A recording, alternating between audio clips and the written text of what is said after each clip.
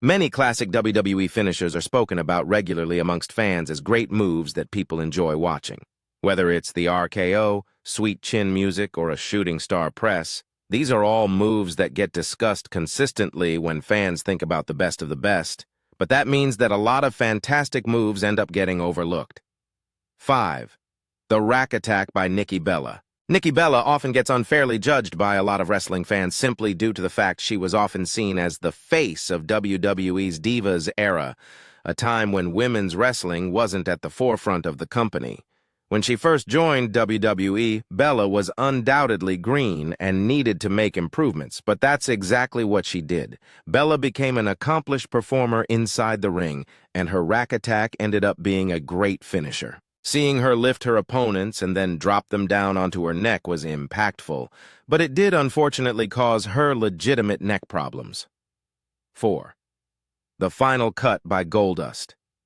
Goldust is a wrestler who is well remembered by fans. However, it ends up being his gimmick and character work that often gets spoken about the most. However, inside the ring, he has always been an excellent performer, providing smooth transitions and a variety of great moves. One was his finisher, the Final Cut, which deserves a lot more respect. He would lift his opponent into the air and then spin and plant them down, creating something that looked appealing and always got a great reaction. 3. The Widow's Peak by Victoria. Victoria generally is an underrated performer who deserves more credit for the body of work that she put together over the years. She was someone who made everything she did inside the ring look impactful, and that was certainly the case with the Widow's Peak. She'd lift her opponents behind her and then drop down in a sitting position, which would jar her opponents onto their knees while she had hold of their neck.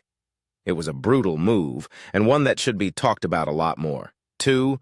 The Harlem Hangover by Booker T. Booker T had several finishers throughout his career, with the bookend being the main move that people associate with him.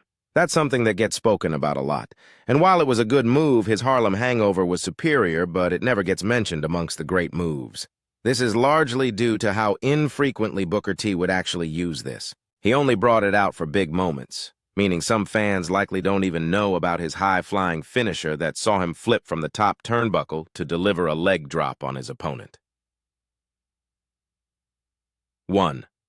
The Clothesline from Hell by JBL. The Clothesline from Hell was an incredible finisher, with JBL delivering the move with such intensity that audiences would always wince.